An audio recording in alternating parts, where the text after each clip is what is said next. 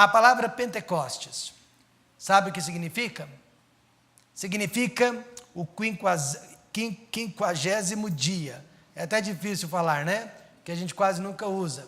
Mas é o 50º dia. Era uma festa judaica e ela acontecia exatamente 50 dias depois da festa da Páscoa. Não podia ser 49 nem 51 dias, mas exatamente 50 dias depois. O Pentecostes já era um dia em que os judeus comemoravam os primeiros frutos de sua plantação, pois a sociedade judaica daqueles dias vivia da agricultura. E eles faziam esta festa para comemorar os primeiros frutos que eles conseguiam tirar de suas terras. Simbolicamente, esse dia também representa agora o nascimento da igreja do Senhor Jesus Cristo sobre a terra. A igreja nasceu num domingo, no dia de Pentecostes, exatamente 50 dias depois da ressurreição do Senhor Jesus Cristo. Não é incrível isso? Pessoas perguntam, por que adoramos a Deus no domingo? Irmãos, a igreja, ela nasceu num domingo. Não só Jesus Cristo ressuscitou num domingo, mas a igreja também esperou para nascer num dia de domingo. Quando falamos sobre o Pentecostes, as pessoas pensam principalmente no quê?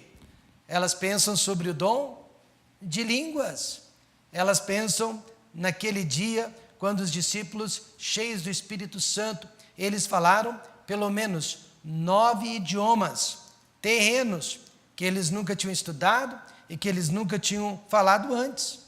Atos 2, versículo 6, claramente diz: e quando aquele som ocorreu, ajuntou-se uma multidão e estava confusa, porque cada um os ouvia falar na sua própria língua, ou seja, no seu próprio idioma. Imagine então, você num lugar onde só se falava o grego ou o hebraico, Jerusalém, e de repente, aquelas pessoas de diversas partes do mundo, ouvindo os apóstolos pregando a palavra de Deus na sua própria língua. Mas o dom de línguas não foi o acontecimento principal. Aliás, foi apenas um incidente que ocorreu, porque o acontecimento principal naquele dia foi a descida do Espírito Santo de Deus. E infelizmente as pessoas perdem esta noção. Elas ficam enfatizando o dom de línguas, ao invés de enfatizar a descida do Espírito Santo de Deus. Porque a partir daquele dia, o Espírito Santo desceu para habitar para sempre o corpo de toda pessoa lavada no sangue de Jesus Cristo. Jesus havia prometido: e eu rogarei ao Pai, e Ele vos dará outro Consolador, para que fique convosco para sempre. Até então, o Espírito Santo ele se manifestava periodicamente, esporadicamente, através da vida dos homens de Deus. Mas agora não, irmãos. Ele habita em nós permanentemente e para todo sempre. E Jesus fez questão de dizer que Ele lhes enviaria outro Consolador, porque Jesus foi o primeiro Consolador. Amém, irmãos? E o Espírito Santo, o segundo Consolador. O dia de Pentecostes, portanto, não ficou marcado pelo vento, nem pelo dom de línguas, mas por causa da descida do Espírito Santo de Deus. Mais importante que os milagres foi, irmãos, a transformação que ocorreu na vida dos discípulos naquele dia. Eu não sei quanto a você, mas o que eu mais preciso, todos os dias quando eu acordo, é de transformação. Quantos aqui reconhecem que transformação iria lhe fazer muito bem? Nós precisamos ser transformados diariamente à imagem do nosso Senhor Jesus Cristo. Então, o que aconteceu no dia de Pentecostes? Seja o que for, precisa acontecer também em todos os cultos do Templo Batista Maranata de Ribeirão Preto. A primeira pergunta, o que aconteceu? O verso 1 diz: e cumprindo-se o dia de Pentecostes, lembra, 50º dia, estavam todos, diga alguém, concordemente no mesmo lugar. E essa palavra concordemente, este advérbio, ele é muito importante para a vida de uma igreja que acaba de nascer e que tem como proposta fazer a diferença numa cidade de 800 mil ou mais habitantes. Sem esta união, sem esta participação, sem esta comunhão, sem este acordo entre nós, nós nunca vamos sair do lugar. Eu sempre digo, irmãos, que as maiores bênçãos, os maiores milagres que as pessoas já receberam, tanto no Velho como no Novo Testamento, ocorreram através de reuniões solenes, através de cultos de adoração ao nosso Deus. Eles estavam todos juntos, concordemente e no mesmo lugar. Então, se nós queremos que Deus opere um milagre na nossa vida, na vida de nossa família, na vida de nossos filhos, se nós queremos que Deus faça algo de especial, precisamos ficar juntos, concordemente neste lugar. E aí o que vai acontecer? Primeiro, nós vamos receber o espírito de fraternização. Esse espírito só é possível através do Espírito Santo de Deus, porque não é humano, não parte naturalmente de mim e nem de você. Mas o verso 44 diz: e todos os que criam estavam juntos e tinham tudo em comum. Veja, irmãos, a expressão juntos. É impossível nós termos tudo em comum separados um do outro e cada um se desviando para o seu próprio caminho. Até então, não havia confraternização entre os discípulos. Aliás, irmãos, antes havia rivalidade, rixa entre eles. Na Santa Ceia última que eles tiveram com Jesus, ainda estavam discutindo para saber quem seria o maior no reino de Deus. Mais ou menos, um exemplo, se pastor Aguinaldo e missionário João Henrique estivessem brigando agora entre si para saber qual dos dois seria o braço direito do pastor Rômulo. Estão entendendo? Ou se o irmão Cleto estivesse brigando com o irmão Geraldo para saber quem iria ser o secretário ou quem seria o comprador da igreja. Infelizmente, essa era a atitude deles antes. Mas quando o Espírito Santo da graça de Deus desceu sobre eles, eles deixaram a rivalidade, deixaram o egoísmo, deixaram as rixas, e a palavra de Deus diz que eles passaram a ter confraternização. Em outras palavras, eles se uniram. Eles se uniram. Jesus disse: ora, seu Senhor e Mestre, vos lavei os pés, vós deveis também lavar os pés uns aos outros. Irmãos, nós estamos falando de uma época que os sapatos não eram fechados e não havia pavimentação. Portanto, os pés eram sujos, eram encardidos. E Jesus, que era o mestre e o Senhor deles, numa das suas últimas lições antes da morte, se ajoelhou perante cada um de seus discípulos e tirou a sujeira de seus dedos, de suas unhas, de seus pés. E conhecendo Jesus, eu imagino que ele lavou muito bem os pés de seus discípulos, nos dando o exemplo de que o melhor mestre é aquele que se abaixa, o melhor mestre é aquele que se inclina, o melhor mestre é aquele que serve. Muitas pessoas estão preocupadas hoje com o fogo, de Pentecostes, o vento, várias línguas. Mas, irmãos, naquele dia, o maior milagre de todos foi o amor fraternal que surgiu entre os irmãos em Cristo. Não havia este amor até então. Portanto, a igreja, ela nasceu através do amor, ela persiste através do amor e ela vai chegar até o arrebatamento da igreja através do amor. Eu sei que hoje igrejas estão sendo divididas, hoje igrejas estão sendo quebradas, porque não existe entre os irmãos este espírito de fraternidade, de compreensão. Ontem o irmão João e eu, estudando juntos a palavra abominação, sabe o que nós descobrimos? Aliás, ele descobriu primeiro, que é uma abominação aos olhos de Deus quando há contendas entre irmãos. Porque nada tem destruído mais a igreja do que a divisão, a desunião que há entre os membros daquela igreja. E nós ficamos atirando pedras sobre os homossexuais, sobre os adúlteros, sobre os ladrões, sobre os viciados, e nós nos esquecemos que o pecado da rivalidade é tão grave quanto o pecado da imoralidade. durante a minha ausência, no ano de 2010, de nossa igreja em Goiânia, eu fiquei 1 ano ausente nos Estados Unidos, e os pastores que ficaram ali se sentiram, digamos assim, sozinhos, meio perdidos. E eu soube que um grupo de homens da nossa igreja, 5 deles, percebendo a dificuldade dos nossos pastores, se uniram e disseram: vamos nos unir ao redor desses pastores que ficaram, vamos apoiá-los, vamos dar cobertura para que a falta do pastor Rômulo não seja assim muito sentida. Então aqueles homens saíram dos últimos bancos, vieram para os primeiros bancos, começaram a cantar mais com a igreja, começaram a dizer mais améns para as mensagens, e durante a semana eles começaram a fazer mais visitas, ajudando assim a ausência do pastor daquela igreja. Irmãos, é sobre isso que nós estamos falando, é sobre esse espírito de fraternidade.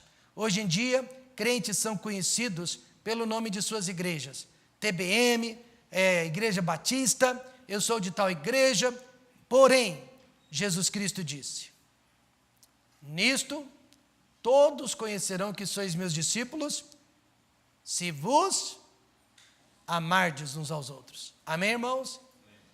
Nós seremos conhecidos através do amor. Seja sincero, você ama os irmãos de sua igreja? Ah, pastor, eu estava sem igreja há tanto tempo, mas agora não está mais. Agora não está mais. Se você não ama, você precisa de um Pentecostes em sua vida. Minha sogra, que é uma das mulheres mais santas que eu conheço, recentemente, não é que ela ficou internada 3 dias no hospital, porque alguém da igreja havia espalhado rumores e tentado manchar o testemunho dela? Isso acontece, irmãos. Por isso eu digo, a maior marca do cristão não é o nome de sua igreja, mas é a maneira como ele ama e se relaciona com os seus irmãos em Cristo. Depois da minha família, eu posso dizer que a igreja é a instituição mais importante do mundo. Fui convidado a fazer parte de uma associação, cujo nome eu não vou citar, e em troca eu teria que dar algumas horas do meu tempo para aquela associação e teria que dar ou pagar uma taxa mensal para aquela associação. Eu disse não. Por quê? Porque depois de minha família, irmãos, eu quero dar o meu tempo e o meu dinheiro para a igreja do Senhor Jesus Cristo. Eu não preciso dividir forças com outras entidades, mas eu preciso fazer o melhor pela igreja que Deus me deu, porque eu amo a igreja que Deus me deu, e eu amo todas as pessoas que fazem parte daquela igreja, porque o meu coração está dentro da igreja. Recentemente, eu disse para uma irmã: a irmã passa por mim e não me cumprimenta mais? Ela disse: pastor, é porque eu estou muito ocupada cumprimentando os visitantes que vêm à nossa igreja. Amém! É disso que nós precisamos, é desse espírito de fraternidade, e que, uma vez que ocorrer entre nós, irmãos, não há diabo e não há demônio que consiga derrubar uma igreja que vive através do amor. Então, o que aconteceu no Pentecostes? Amor fraternal.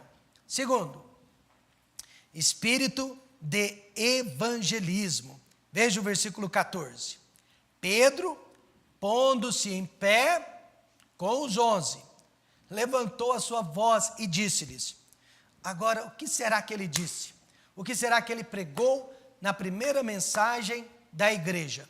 Eu garanto, ele não falou sobre cura divina, ele não falou sobre prosperidade financeira, ele não falou sobre maldição hereditária, não. Sabe, Pedro falou de Jesus Cristo, o espírito de evangelismo e não o espírito de engano. E veja o que ele falou de Jesus.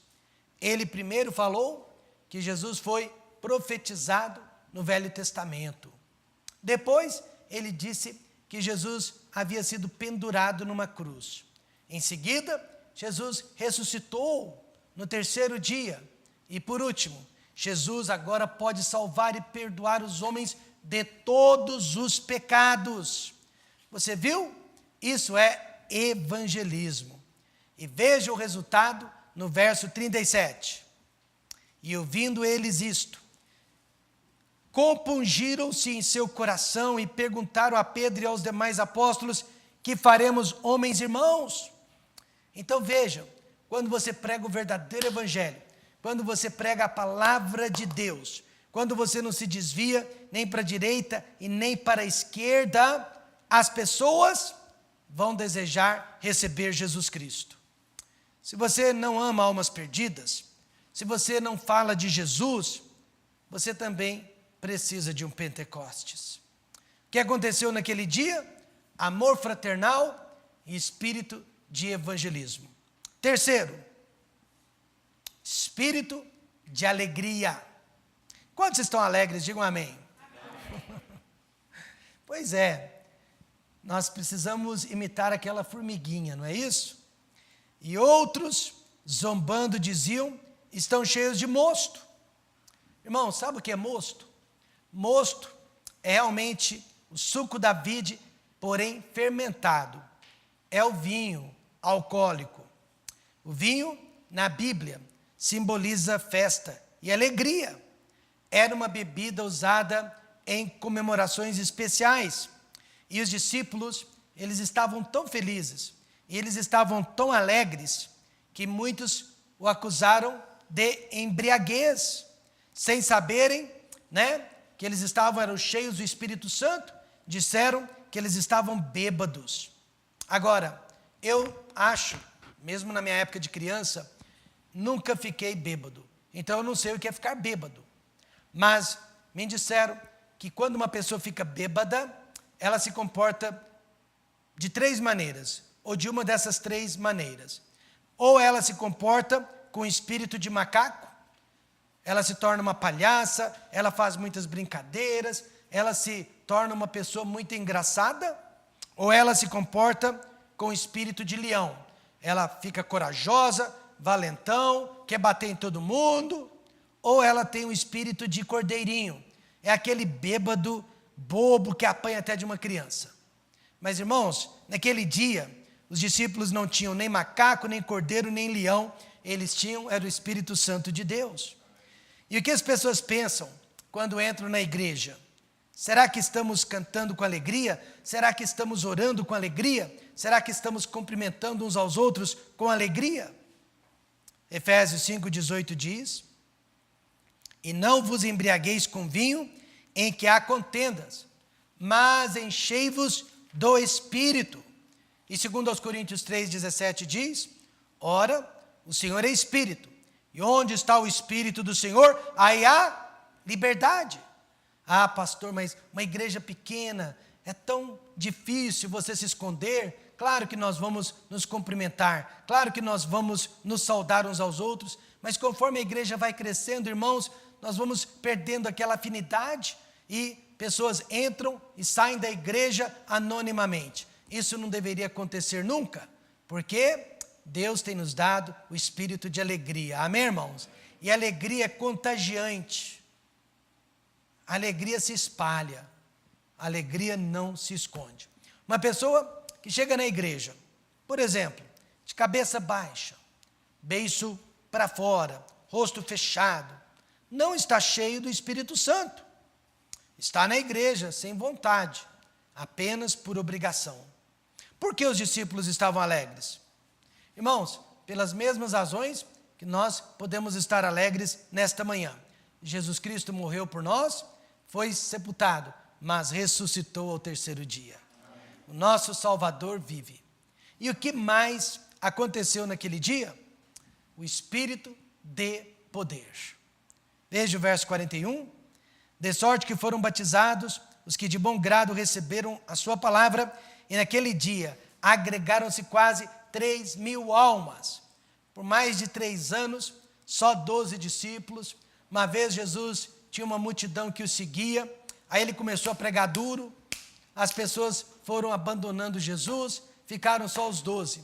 Dos 12, um era traidor, mas eles depois substituíram Judas por outra pessoa, e havia apenas 12 homens, de repente 120 pessoas de repente 3.000 pessoas, mais 5.000 pessoas, aí o Espírito Santo parou de fazer as contas. Se alguém dissesse que um dia aqueles 12 homens, eles iriam chacoalhar Jerusalém, um dia eles iriam chacoalhar a terra de Israel, um dia eles iriam chacoalhar o Império Romano e o mundo inteiro, muitas pessoas não iriam acreditar, mas foi exatamente o que aconteceu. Se alguém falar que um dia esta igreja vai chacoalhar Ribeirão Preto, talvez você não acredite. Que esta igreja um dia vai chacoalhar o Brasil, talvez você não acredite. Mas eu quero que você saiba que não é obra de uma igreja, nem de uma religião, mas é obra do Espírito Santo de Deus. Nós precisamos do Espírito de poder em nossas vidas. Ele estará em todos os cultos, onde há amor, onde há fraternidade, evangelismo e alegria. Amém, irmãos? Ele estará. E o que o Espírito Santo faz quando ele está em um culto? Preste atenção. Jesus disse, e quando ele vier, convencerá o mundo do pecado e da justiça e do juízo. Desde que nós iniciamos aqui, quantos de vocês já têm sido convencidos do pecado, da justiça e do juízo? Quantas coisas nós pensávamos que eram certas e estamos descobrindo que eram erradas? Quantas coisas nós fazíamos pensando estar prestando um favor a Deus e descobrimos que estávamos na carne? Irmãos, é exatamente para isso que a palavra de Deus serve. É exatamente para isso que a igreja existe, para que através dela o Espírito Santo nos convença. Eu quero ser convencido todos os dias, amém, irmãos? Eu preciso ser convencido todos os dias. E é isso que tem que acontecer numa igreja, onde o Espírito Santo está presente, ele convence. Aí nós temos duas tendências. A primeira é a de resistir, não aceitar, raciocinar, argumentar, que talvez o pastor esteja errado. O pastor sempre pode estar errado, mas a palavra de Deus nunca jamais estará errada. Por isso que nós temos que examinar tudo de acordo com as Escrituras. O verso 37 diz que enquanto Pedro pregava, ouvindo eles isto, compungiram-se em seu coração. E essa palavra compungir-se significa o coração deles estavam sendo perfurados. Você já sentiu o seu coração sendo perfurado enquanto você lê ou escuta a palavra de Deus? Foi exatamente o que aconteceu. Aí eles perguntaram, Senhor, o que nós vamos fazer? Eles foram convencidos, irmãos, do pecado, do erro, da justiça e do juízo de Deus. O irmão Aguinaldo me disse que depois que ele começou a trabalhar com prisões, Deus o tem humilhado. Ele tinha uma concepção, ele tinha sempre uma ideia, uma fantasia, de um mundo perfeito. E ele agora está sendo exposto ao que há de pior na sociedade. E pessoas, irmãos, com o pior pano de fundo que você possa imaginar, chegam para ele e dizem, não há esperança para nós, não há perdão para nós. E ele, debaixo da convicção do Espírito Santo, diz, há esperança, porque Jesus Cristo morreu por todos os seus pecados. Não há nenhum pecado menos ou maior, ou mais ou menos importante. Jesus morreu por todos os pecados, ou ele não morreu por nenhum. Portanto, meus amados, essa palavra compungir-se, isso só ocorre quando a igreja está pregando a palavra de Deus. No acampamento de família de 1984, aqui em Brodowski, a maioria de vocês, acho que não estava lá naquela época. Quantos estavam em 84 no acampamento de Brodowski? Só eu. Você estava? 84, ótimo. Naquele acampamento, irmãos, nós tivemos um verdadeiro avivamento espiritual. Pastor Jaime Rose pregou sobre avivamento. No sábado, domingo, segunda e terça-feira. O homem estava literalmente cheio do Espírito Santo de Deus. Eu me lembro, um homem, depois do culto, ele caiu no chão, molhando o chão de lágrimas, clamava a Deus por misericórdia. O coração dele havia sido compungido. Ele havia sido convencido de pecado e da justiça e do juízo vindouro. Que Deus nos desse um avivamento assim, irmãos. Há maridos e pais que precisam de arrependimento, há esposas e mães que precisam de arrependimento, e há filhos e filhas que precisam de arrependimento. E só o Espírito Santo de Deus pode convencê-los. Veja, e ouvindo eles isto, compungiram-se em seu coração e perguntaram a Pedro e aos demais apóstolos: que faremos, homens e irmãos? E disse-lhes Pedro: arrependei-vos. Irmãos, eu e você precisamos nos arrepender. Aliás, eu tenho me arrependido muito mais depois que aceitei a Cristo do que antes. Antes eu não me arrependia, eu não tinha o Espírito Santo.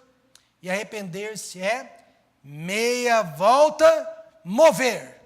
Você sai de uma direção que está errada, contrariando a Deus, e se volve para um outro lugar. O que aconteceu no dia de Pentecostes? Pode acontecer aqui também. Já pensou começar uma igreja debaixo de avivamento espiritual? Em segundo lugar, o que o Pentecostes pode fazer por você? Por você. Porque, na maioria das vezes, a gente pensa no outro, principalmente no cônjuge.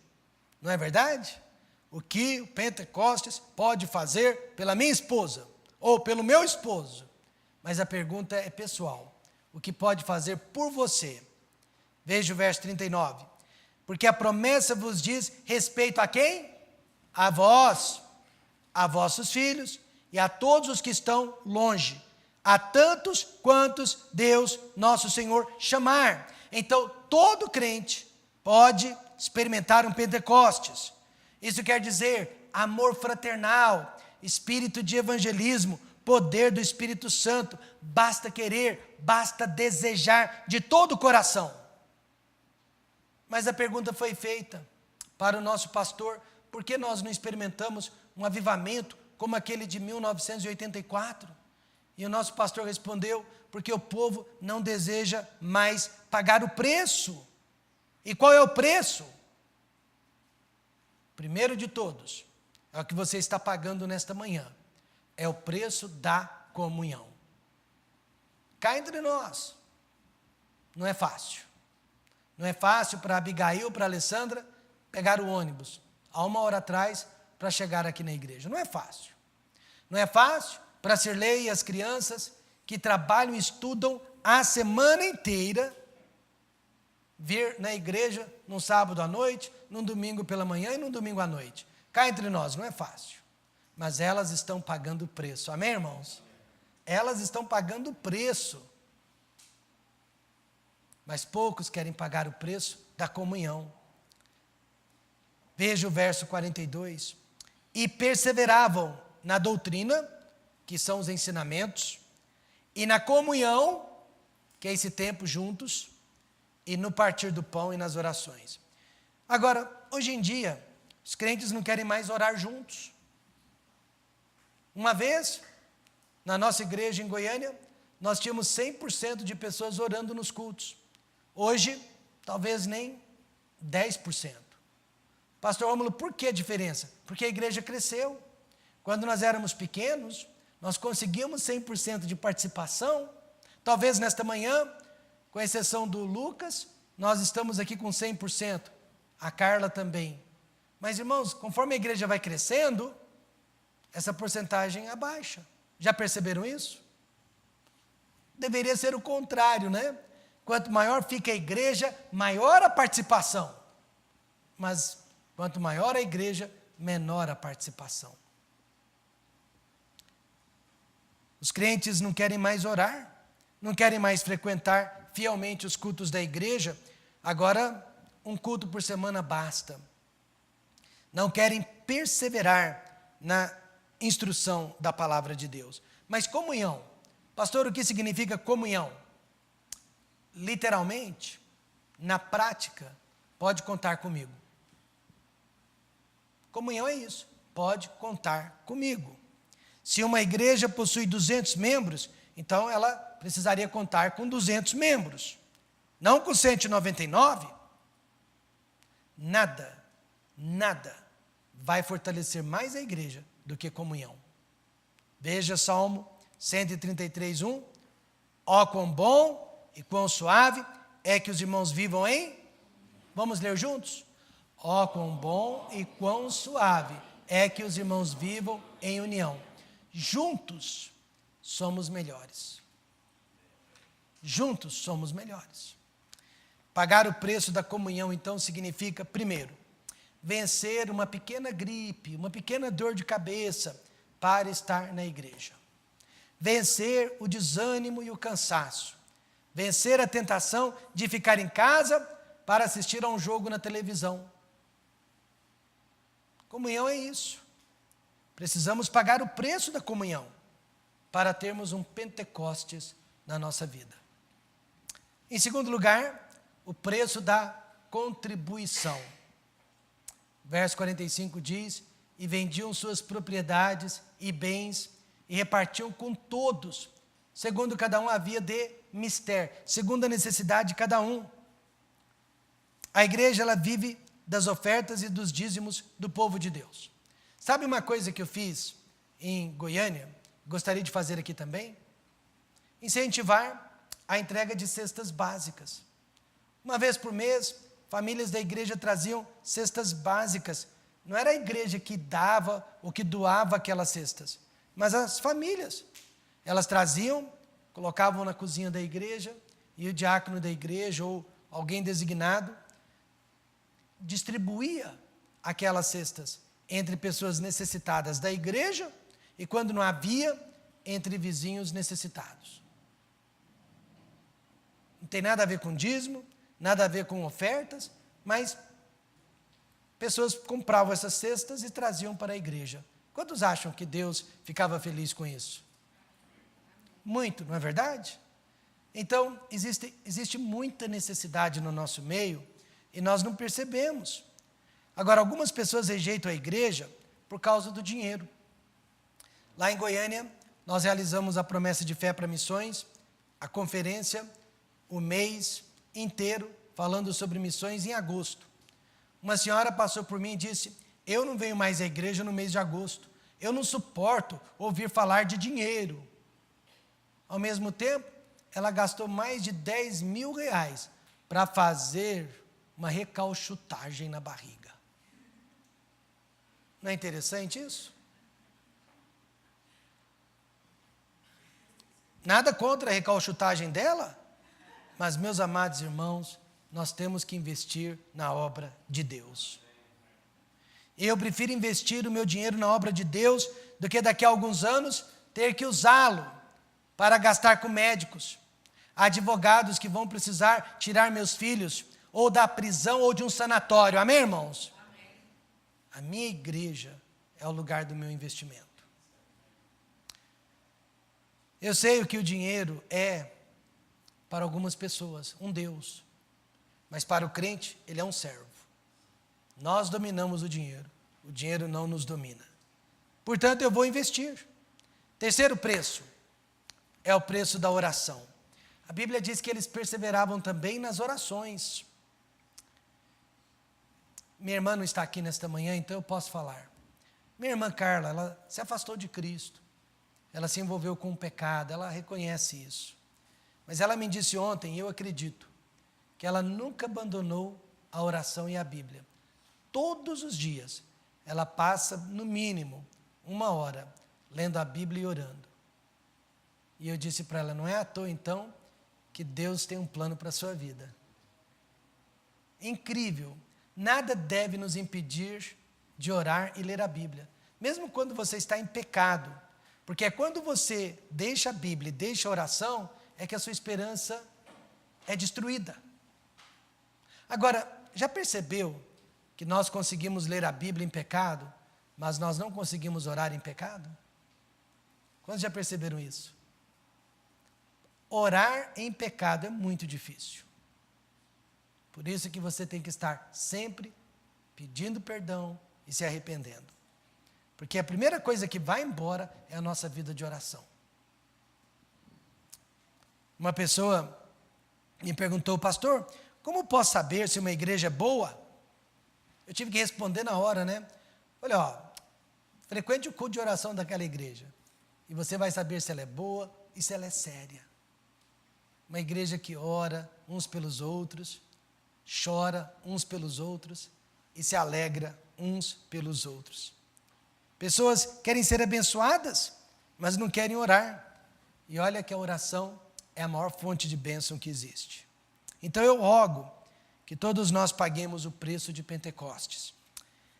Primeiro, depois de sua família, o povo de Deus deve ser o povo mais importante em sua vida. Difícil, mas é verdade. Segundo, seja um contribuinte fiel. Coloque Deus em primeiro lugar. E terceiro, venha orar com a sua igreja. Seja um homem e uma mulher de oração. Resumindo, o que aconteceu no dia de Pentecostes? Um avivamento espiritual. Havia ali homens e mulheres que eram rivais, eram contenciosos, eram orgulhosos, eram carnais. O Espírito Santo desceu sobre eles, acabou-se toda a rivalidade, toda a contenção, tornaram-se amigos, tornaram-se irmãos em Cristo, tornaram-se humildes, tornaram-se sábios, tornaram-se servos. Aliás, naqueles dias, eles não eram chamados pelo primeiro nome, nem pelo último nome, não eram chamados de doutores, nem de rabis, nem de mestres. Eles eram chamados de servos. Servo Pedro, servo Paulo, servo Mateus, servo Lucas, servo João, servo Tiago. E a palavra servo, doulos, que significa escravos domésticos. Então, quanto menor eles se faziam, mais felizes eles se sentiam. Não é maravilhoso, irmãos? E Deus derramou o Espírito da graça sobre eles. E todos aqueles pecados da carne foram dissipados. Mas a chave principal foi a obediência. Atos 5:32 deixa isso claro. E nós somos testemunhas acerca destas palavras. Nós e também o Espírito Santo que Deus nos deu, ou que Deus deu àqueles que lhe obedecem. Quanto mais você obedecer a Deus, mais cheio do Espírito Santo você será. Quantos realmente desejam um Pentecostes em suas vidas? Eu desejo.